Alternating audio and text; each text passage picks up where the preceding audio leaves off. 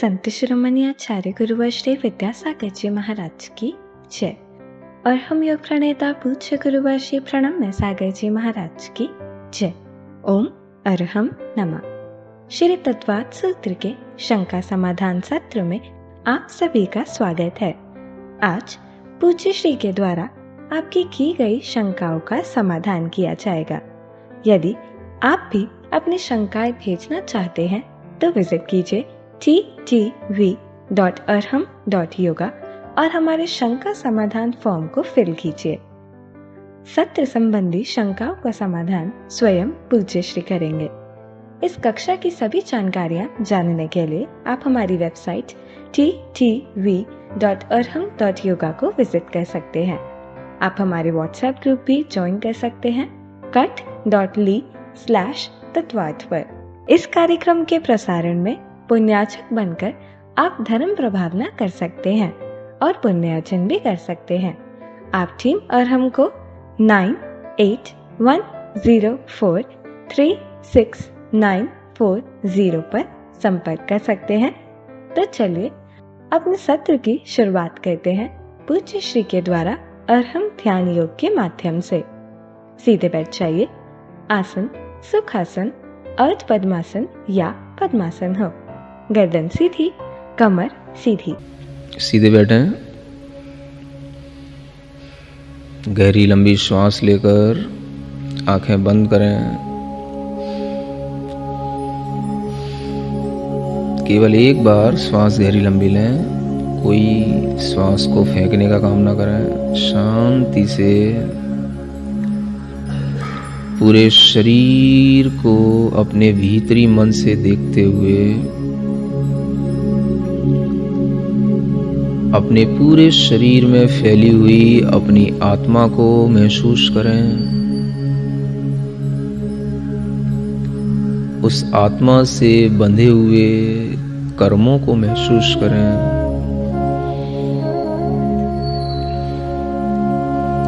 मेरे ज्ञानावरण कर्म के उदय से मेरी आत्मा में पूर्ण ज्ञान का फल नहीं मिल रहा है। मेरे पास शास्त्रों का पूर्ण ज्ञान नहीं, माने श्रुत ज्ञान मेरे पास पूर्ण नहीं है। श्रुत ज्ञानावरण कर्म का भार मेरी आत्मा पर है।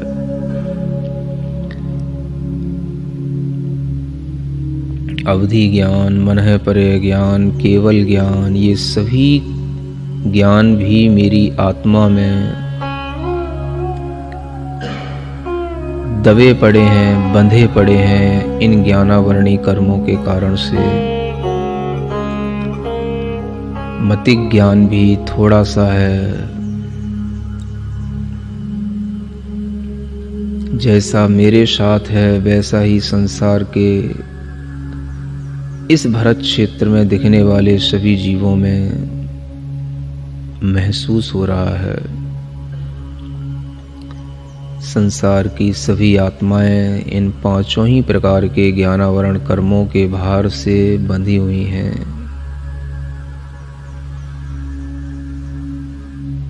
ज्ञानावरण कर्म के फल से मुझे ज्ञान,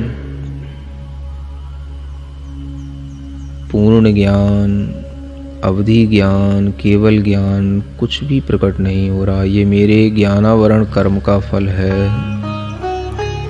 महसूस करें।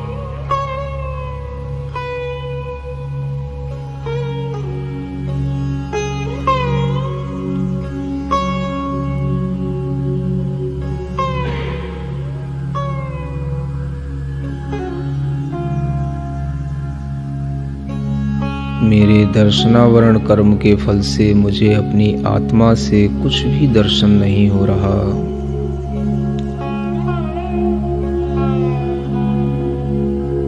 केवल दर्शन, अवधि दर्शन, सभी मेरे आंखें लुप्त पड़ी हुई हैं, बंद पड़ी हुई हैं।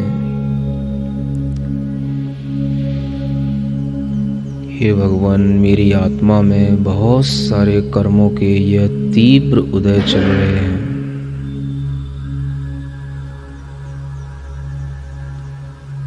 वेदनीय कर्म भी मुझे थोड़ा सा सुख देता है, दुख भी बहुत ज़्यादा है। ये सुख और दुख भी मुझे इस वेदनीय कर्म के कारण से यदा कदा मिलता रहता है।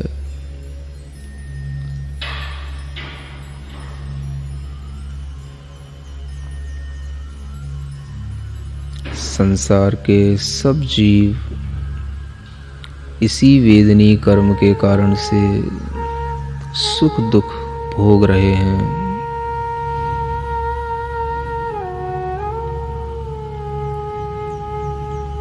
सभी जीवों में सुख दुख का मूल कारण उनके कर्मों का फल है, लेकिन यह किसी को ज्ञात नहीं। सब भौतिक वस्तुओं के आकर्षण में सुख दुख मान रहे हैं। सभी जीव वस्तुतः इन्हीं कर्मों का वेदन कर रहे हैं, फल भोग रहे हैं।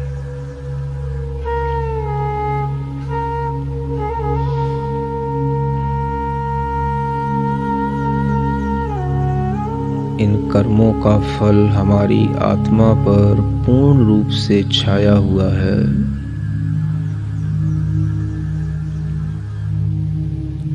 इसी के कारण मुझे अपनी आत्मा का ज्ञान, आत्मा का दर्शन, आत्मा का सुख कुछ भी उपलब्ध नहीं हो रहा।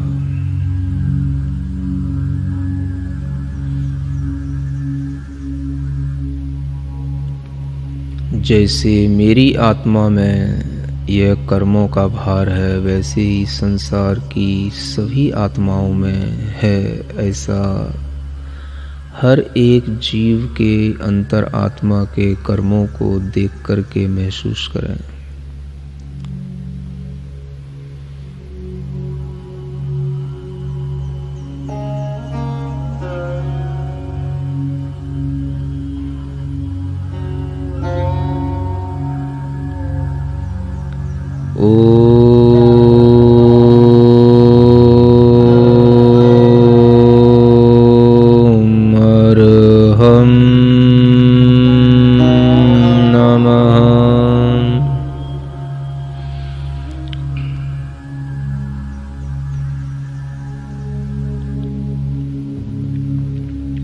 भावना करें, मेरे ज्ञानावरण कर्मों का नाश हो,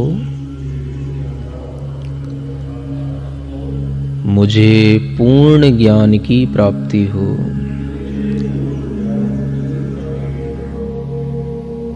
निरंतर मन में विचार करें, मेरी आत्मा के ज्ञान को कर्मों ने ढक रखा है, इनका अभाव हो, मुझे मेरी आत्मा का ज्ञान प्राप्त हो।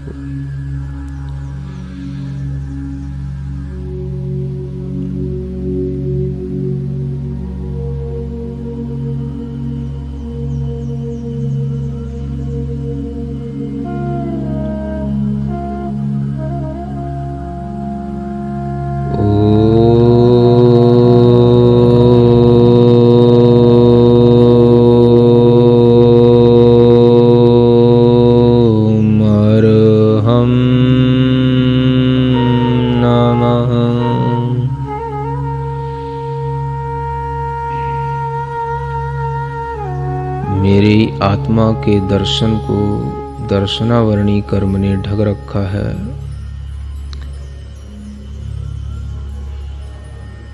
मैं सब कुछ देखने की क्षमता रखता हूँ। दर्शनावरणी कर्म ने मेरी शक्ति को बांध रखा है। दर्शनावरणी कर्म का फल कितना विशिष्ट है।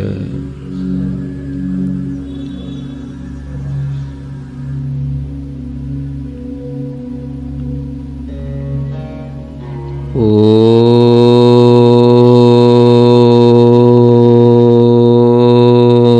अर्हं नमः।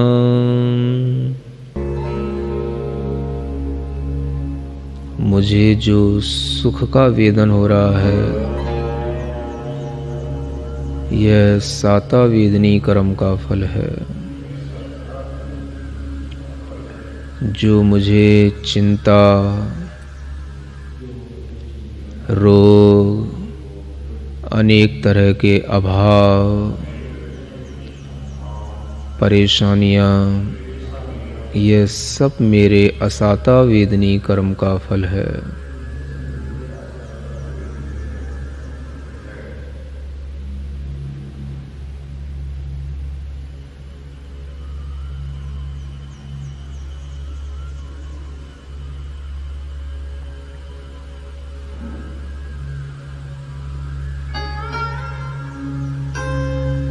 इन कर्म फलों का मैं विचार कर रहा हूँ, चिंतन कर रहा हूँ। मेरी आत्मा के ऊपर अनेक इन कर्मों का भार है, जिसके कारण मैं पराधीन हूँ, परतंत्र हूँ। इस धर्म ध्यान से मैं धीमे धीमे स्वतंत्रता को प्राप्त करूँगा, कर्म बंधन से मुक्त होऊंगा।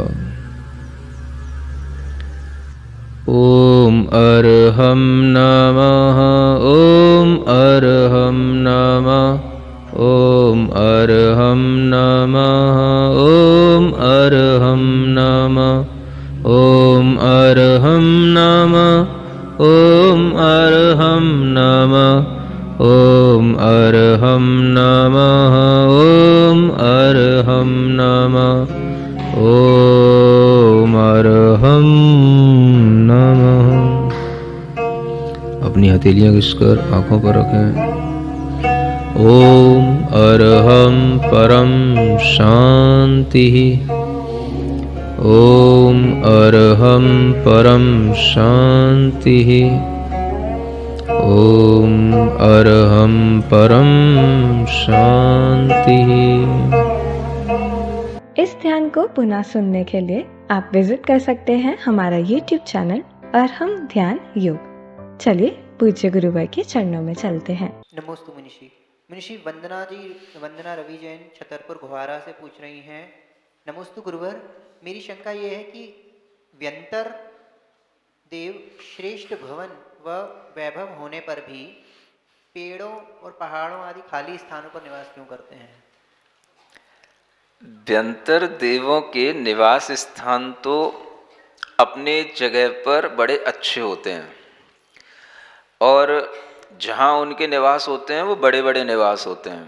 बड़े बड़े वृक्षों पर, बड़े बड़े पर्वतों पर निवास करते हैं जहाँ पर हम मनुष्य लोग नहीं पहुँच पाते। तो उनके निवास स्थान हैं तो वहीं पर मुख्य रूप से, लेकिन वो भ्रमण करने के लिए सब जगह चले जाते हैं। जैसे जब बच्चे खेल खेल में अपने दोस्तों के साथ खेल लेते हैं तो खेलते खेलते भी कभी उनका मन होता है थोड़ा सा लड़ झगड़ लें। हमेशा खेल खेल में ही अच्छा नहीं लगता, तो लड़ने झगड़ने के लिए क्या मिलेगा? तो अब अपने दोस्तों से लड़ेंगे झगड़ेंगे तो फिर पिट जाएंगे, तो क्या करें? तो वो अपने घर में आकर के अपनी छोटी बहन होती है या बड़ी भाई होता है, छोटी बहन होती है, बड़ी बहन होती है, उससे लड़ने झगड़ने लग जाते हैं। तो ये भी उनका एक मनोरंजन है। इसी तरह से व्यंतर देवों के लिए भी रहने का निवास, अपने भवन, उनके सब बढ़िया होते हैं। सब देवों की तरह ही सुंदर और सब कुछ जो है अच्छी व्यवस्थाओं के साथ होते हैं। लेकिन ये जो सुनने में आता है कि वो पेड़ों पे भी रहते हैं, तो वो ऐसे ही खेलने के लिए चले आते हैं, है ना। कभी कभार देखते हैं भाई इन मनुष्यों को भी थोड़ा सा परेशान किया जाए, थोड़ा सा ये परेशान होंगे तो उनको भी अच्छा लगता है। और कभी अगर आपने भूल से गलती कर ली तो फिर वे उस परेशानी के लिए एक बहाना बना लेते हैं कि भाई इन्होंने मेरे साथ ऐसा गलत किया तो अब इनको छोड़ेंगे नहीं। तो इस तरह से वो सब जगह रहे आते हैं, लेकिन ऐसा नहीं है कि वो उनका मुख्य मूल निवास स्थान है। कोई भी बड़े वृक्षों पर, एकांत स्थानों पर उन्हें रहने में अच्छा लगता है। वो वहाँ पर बैठ कर के क्रीड़ा कर सकते हैं, वहाँ पर अपना मनोरंजन कर सकते हैं। तो वो उनके मनोरंजन के अपने साधन हो सकते हैं, हो जाते हैं। लेकिन उन्हें हम उसका मुख्य निवास स्थान ना समझें कि वो वहीं पर आए। होता यह है कि जिस समय वो मनोरंजन करने आए उस समय पर आप वहाँ पहुँच गए और आपने उनके स्थान पर कोई भी उनके बिना पूछे कुछ भी वहाँ पर डिस्टर्ब कर दिया, तो उनको गुस्सा आने से वो आपके लिए पीड़ा पहुँचा सकते हैं। तो इसलिए वो रहते सब जगह पर हैं, लेकिन उनका मूल जो घर है, मूल निवास है, वो उनके अपने उत्पत्ति स्थान बड़े अच्छे होते हैं, वो अपने स्थानों पे बने रहते हैं। नमोस्तु मुनिषि। मुनिषि नीरू जैन दिल्ली से पूछ रहे हैं, नमोस्तु गुरुदेव, मेरी जिज्ञासा है कि यदि सूत्र पाठ के उच्चारण में त्रुटियां होती हैं तो क्या हमें सूत्र पाठ नहीं करना चाहिए? ये तो ऐसी ही बात हुई कि अगर रोटी बनाने में गलती हो जाती तो क्या रोटी नहीं बनाना चाहिए? है? अगर रोटी बेलने में, रोटी बनाने में भी अगर वो रोटी कभी टेढ़ी मेढ़ी हो जाती है तो क्या रोटी बनाना छोड़ देते हैं? आखिर उसको टेढ़ी मेढ़ी बनाएंगे तभी तो सीधी बनेगी। कोई भी काम होता है, जब हम पहली बार में ही तो एकदम पूरा परफेक्ट नहीं हो सकते, प्रैक्टिस से ही तो कोई भी आदमी के अंदर परफेक्शन आता है। तो अगर आप यही सोच करके कि भाई ये तो गलत पढ़ा जा रहा है या गलती हो गई तो हमको पाप लगेगा, तो आप जिंदगी में कभी सीख पाएंगे क्या? पहली बार जब भी आप पढ़ेंगे तो आपके लिए गलती तो होगी, तो वह गलती सुधारते हुए, समझते हुए और ये जानते हुए कि कैसे इसको सही पढ़ा जाता है, जब हम प्रैक्टिस करते हैं तो वह भूल चूक माफ़ होती है। क्योंकि आपका उद्देश्य क्या है? गलती करने का नहीं है। आपका उद्देश्य क्या है? गलती को सुधारना है और हमें सीखना है। जितना हम आज अच्छा पढ़ पा रहे हैं उससे भी अच्छा हम आगे के दिनों में और अच्छा पढ़ेंगे। तो वो तभी पढ़ पाएंगे ना जब हम कुछ उसको पढ़ते रहेंगे। अगर आप यही डर के कुछ नहीं पढ़ेंगे तो फिर आप कुछ भी प्राप्त नहीं कर सकेंगे। तो इसलिए इन चीज़ों में इस तरह का डर अच्छा नहीं। आप अपनी हिम्मत से उन चीज़ों को पढ़ें, जितना भी आपसे बनता है उसमें आप सुधार लाने की हमेशा भरसक कोशिश करें। यही जो है उत्तम विधि है। नमोस्तु मुनिषि। मुनिषि रश्मि जी जैन जबलपुर से पूछ रही हैं, आपके द्वारा रचित नंदीश्वर विधान नित्य पूजन के साथ कैसे कर सकते हैं? एक साथ करना तो संभव नहीं है। अच्छी भावना है। जब भावना होती है तो कहीं ना कहीं रास्ते भी बन जाते हैं। पूजन करने के लिए कभी भी किसी भी तरह से कोई भी रुकावट नहीं है। भगवान की भक्ति करने के लिए कोई रुकावट की बात नहीं है। बड़ी पूजन है, आप रोजाना पूजन करते हैं, उस पूजन में आप इसको जोड़ लें। और जोड़ने के लिए क्या करें? तो अपनी पूजन करने के बाद में जो उसमें नंदीश्वर की पूजन है, पहले वो समुच्चय पूजन कर लें। और समुच्चय पूजन करने के बाद में 108 अर्घों की जो अर्घावली है, वो एक अर्घावली एक तरह की, वो एक पूजन हो जाती है ना। तो 52 जिनालयों की 52 पूजन है। एक अर्घावली, एक पूजन, एक जिनालय की आप पूजन कर लें। एक पूजन एक दिन में आप कर सकते हैं। और इस तरह से करने के बाद में आपको जयमाला पढ़ने का समय हो तो जयमाला भी पढ़ लें और अपना शांति पाठ पढ़ के विसर्जन कर लें। इस तरह से नित्य पूजन में ये पूजन जुड़ जाएगी। नमोस्तु मुनिषि। मुनिषि सुषमा जी जैन इंदौर से पूछ रही हैं, मेरी जिज्ञासा है कि बादर जीव कभी सूक्ष्म हो सकते हैं, सूक्ष्म जीव कभी बादर हो सकते हैं क्या? अरे भाई, तो ये कोई ऐसा सिद्धांत सुन रखा है क्या आप लोगों ने? जैसे कहीं दूसरे सेक्ट में मैंने सुना था लोग कहते हैं कि जो स्त्री है वो स्त्री रहेगी, हाँ, जो पुरुष है वो पुरुष ही रहेगा। तो आप कहीं वहीं पे पहुंचने लगे क्या? ऐसे ही सिद्धांतों को सुन करके कहीं आपके अंदर ऐसा विचार आ रहा है क्या? यहाँ तो हर जीव हर किसी रूप में परिवर्तित हो सकता है। बादर सूक्ष्म बन जाते हैं, सूक्ष्म बादर बन जाते हैं। बादर और सूक्ष्म तो एक इंद्री के भेद हैं। ये एक इंद्री भी दो इंद्री बन जाते हैं, 5 इंद्री बन जाते हैं, पंच इंद्री भी एक इंद्री बन जाता है। ये सारा का सारा जो परिवर्तन है वो सब परिवर्तन पर्यायों में संभव होता है। उसको इसी रूप में मानना चाहिए। नमोस्तु मुनिषि। मुनिषि नीरू जी जैन दिल्ली से पूछ रही हैं, नमोस्तु गुरुदेव, मेरी जिज्ञासा है कि आपकी संस्कृत व्याकरण अत्यंत उत्कृष्ट है। आपने संस्कृत कब से पढ़ना आरंभ किया था? अरे भाई, ये तो आप पढ़ाते पढ़ाते टीचर का इंटरव्यू लेने लग गए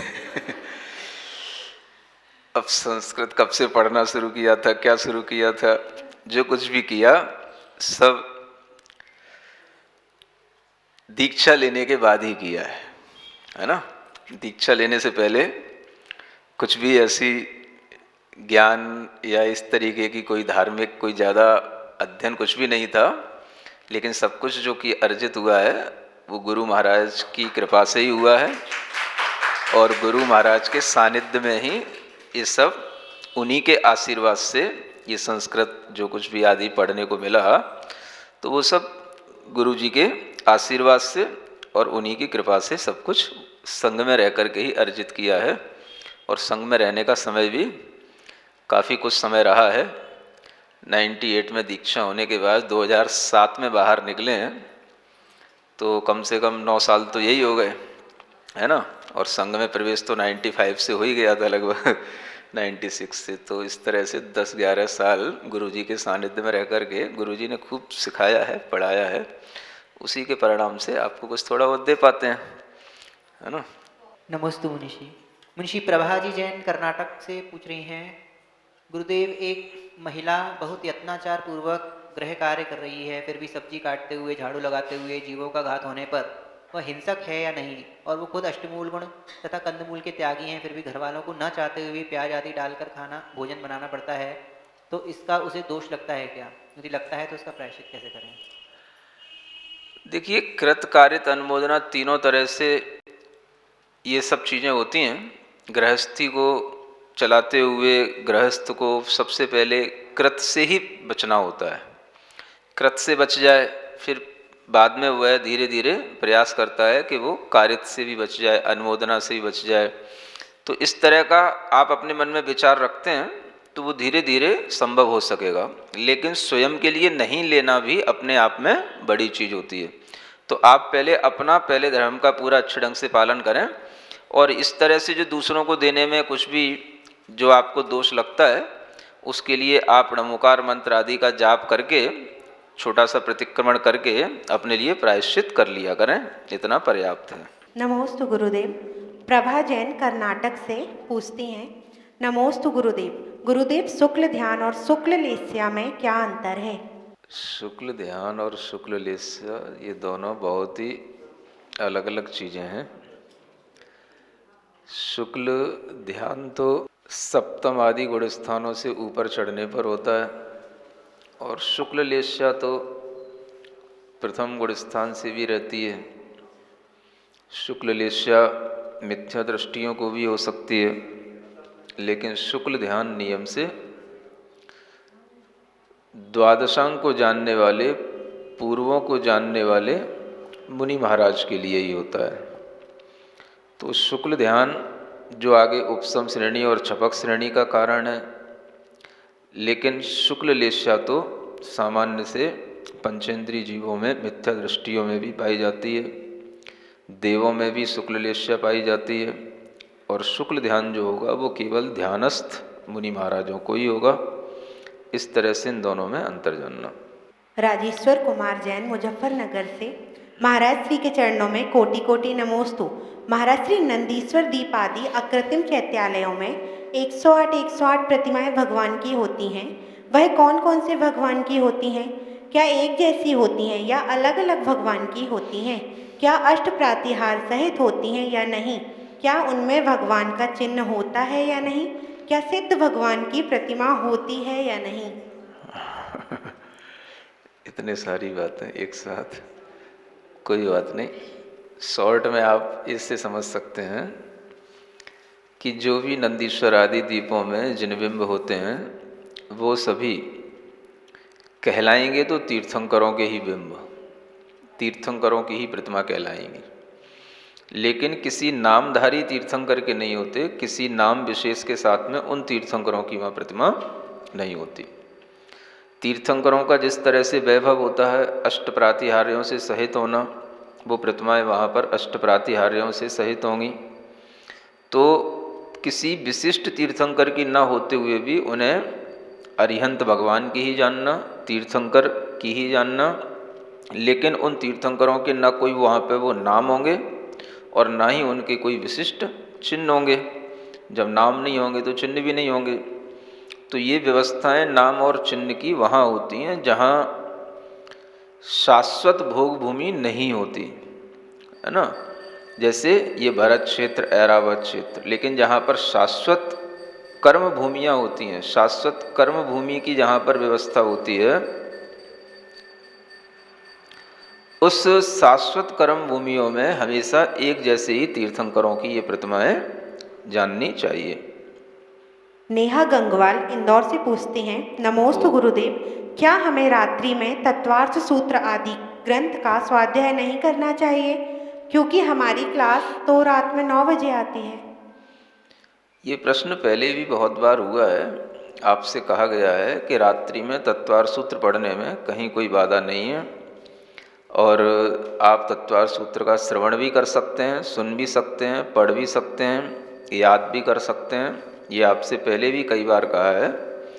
और केवल संध्या समय को छोड़ करके आप यह इस तरह का स्वाध्याय करें, इसमें किसी तरह की कोई बाधा नहीं है।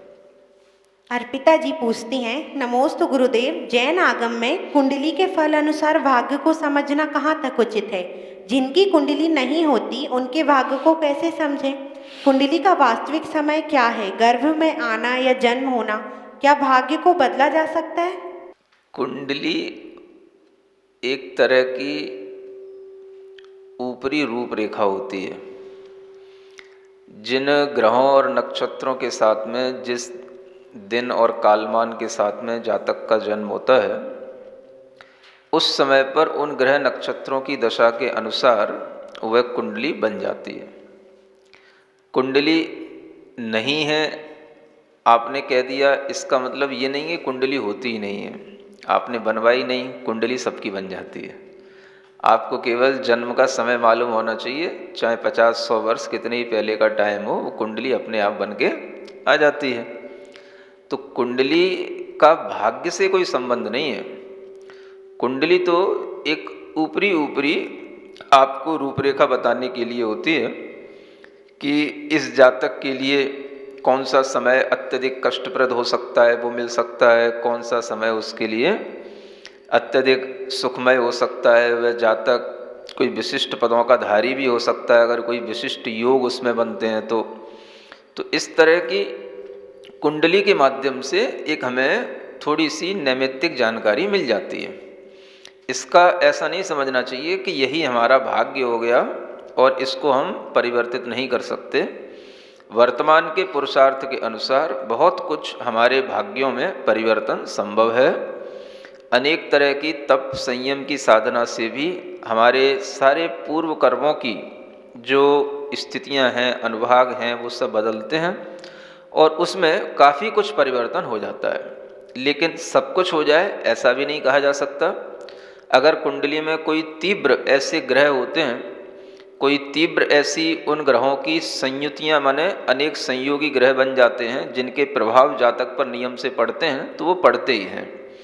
तो उसका मतलब ये नहीं समझना चाहिए कि हम कुंडली के अधीन हो गए। आपको अपना पुरुषार्थ करते रहना है।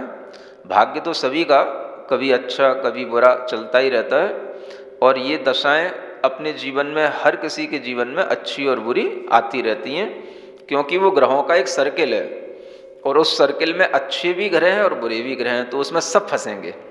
आप इसलिए अपने लिए विशेष चिंता ना करें, लेकिन वो फंसने का टाइम कब कहाँ किसका होता है ये एक अंदाज़ा उससे लग जाता है। इसलिए भाग्य अपने पुरुषार्थ से भी बदला जाता है, लेकिन वह डिपेंड करता है कि वह ग्रहों की वो दशा कितनी उत्कृष्टता के साथ में या तीव्रता के साथ में वो उपस्थित है ना, उसका अपना एक अलग विज्ञान है। प्रेमलता जैन जयपुर से पूछती हैं, रिद्धि 7 होती हैं या 8? हमने तो 8 के बारे में पढ़ा था। शास्त्रों में दोनों तरह से उल्लेख मिल जाता है, 7 भी कह लेते हैं, 8 भी कह लेते हैं, है ना। जब आप लोग मंगलाष्टक पढ़ते हैं तो सप्तैते ऐसा कुछ आता है ना। 7 प्रकार की ये रिद्धियों वाले मुनि महाराज हमारे लिए मंगलदायक हों, ऐसा मंगलाष्टक वगैरह हम पढ़ते हैं। और जो विशिष्ट सैद्धांतिक ग्रंथ हैं उनमें 8 प्रकार की रिद्धियों का भी वर्णन आता है। कहीं कहीं सप्त रिद्धि से समन्वित ऐसा भी लिखा रहता है, तो दोनों ही तरह को जानना। अब इसमें जो 7 और 8 हो जाता है वो थोड़ा सा ऐसा समझना कि जैसे एक बुद्धि रिद्धि हो गई, है ना। इसके अलावा एक क्रिया रिद्धि और विक्रिया रिद्धि, तप रिद्धि, बल रिद्धि रिद्धि रस रिद्धि, है ना, और एक जो है अक्षीण रिद्धि, जिसे अक्षीण महानस आदि कहते हैं, तप रिद्धि, बल रिद्धि और रस रिद्धि, और ये अक्षीण आदि रिद्धि। तो इस तरह से ये रिद्धियों का जो विभाजन है, इनमें कहीं कहीं पर जो क्रिया और विक्रिया इन दोनों रिद्धियों को एक मान लेते हैं तो वो 7 गिनने में आ जाती हैं, और अगर इनको अलग अलग मान लेते हैं तो वो 8 गिनने में आ जाती हैं। इतना सा अंतर आ जाता है।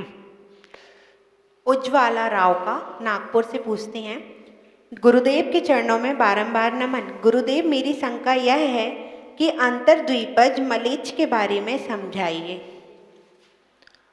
अब समझाना क्या है? अंतर्द्विपज मलेच्छ जो होते हैं वो एक तरह के मनुष्य भी हैं और तिर्यंच भी हैं, और मनुष्यों में उनके मुख जो होते हैं वो तिर्यंचों की तरह होते हैं, ऐसा जानना।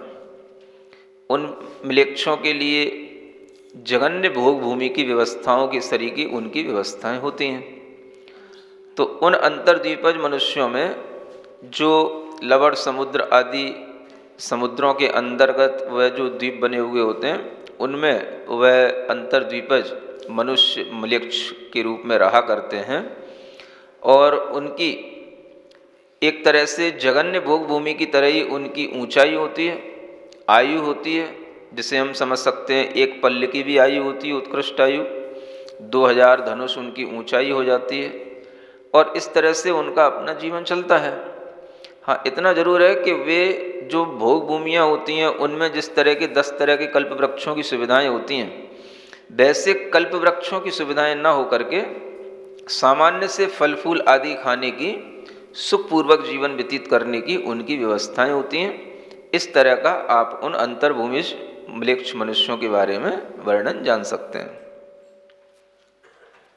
रविंद्र जैन जबलपुर से पूछते हैं, दति निकाचित कर्म क्या है, उदाहरण द्वारा समझाएं, एवं अरहम योग द्वारा निदति निकाचित कर्म कैसे काटे जा सकते हैं। निदत्ति और निकाचित कर्म, ऐसा समझ लो कि कुछ कर्म ऐसे बंधे हुए हैं जिन्हें आप अपने सामान्य रूप से जो कुछ भी तप आदि कर रहे हैं उनसे नहीं कट सकते, वो उनके लिए विशेष विशुद्धि चाहिए। जिसे आप कहते हैं भाई इस कर्म का फल तो आपको भोगना ही पड़ेगा, तो जो कर्म का फल भोगना ही पड़ेगा, इस तरह के जो कर्म होते हैं उन्हें आप निदत्ति निकाचित कर्म के रूप में, उदाहरण के रूप में जान सकते हैं। अब ऐसे कर्मों को भोगने के लिए आपको किसी भी तरह से तैयार तो रहना ही पड़ेगा, और उन कर्मों की शक्तियों को हम बदल नहीं सकते, उनका उत्कर्षण अपकर्षण नहीं हो पाता, उनकी किसी भी तरह से अनुभाग शक्ति में हम परिवर्तन नहीं ला पाते, तो उन कर्मों का फल नियम से भोगना पड़ जाता है। अब इस तरह के कर्मों को हम ध्यान से किसी भी तरह से परिवर्तित कर सकें, ये बहुत कठिन बात है। निदत्ति निकाचित कर्मों को नष्ट करने की शक्ति केवल अगर बताई जाती है सामान्य श्रावकों के लिए, तो वह केवल जिनबिंब दर्शन से और भगवान की भक्ति से समझना चाहिए। ध्यान में भी यदि आप भगवान की भक्ति विशेष रूप से कर रहे हैं, अरिहंत आदि परमेष्ठी की, सिद्ध भगवंत आदि की अगर आप ध्यान पूर्वक अगर भक्ति करें, तो ये अरहम ध्यान आपके लिए उसमें सहायक बन सकता है। जब हम कभी ध्यान में तीर्थंकरों की मूर्तियों का, उनके रूप का दर्शन कराते हैं, उसका ध्यान लगवाते हैं, तो उस ध्यान में यदि आपका मन लगे तो उस मन के माध्यम से भी आपकी विशुद्धि बढ़े, तो उससे भी इस तरह के कर्मों में कुछ कमी आ सकती है। और वैसे भी भक्ति हमेशा ध्यानपूर्वक ही करनी चाहिए।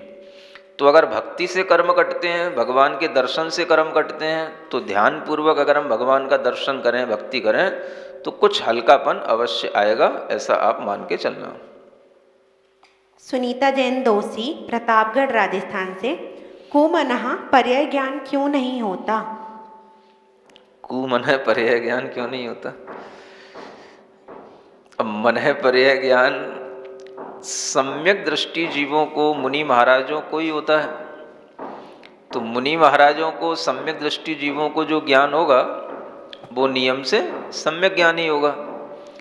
तो सम्यक ज्ञान ही होने के कारण से मन परे ज्ञान कभी उल्टा नहीं होता। अवधि ज्ञान उल्टा इसलिए हो जाता है क्योंकि वो सम्यक दृष्टि जीवों के विपरीत भी मिथ्या दृष्टि जीवों को होता है। यही इन दोनों में अंतर है और ऐसा ही समझना।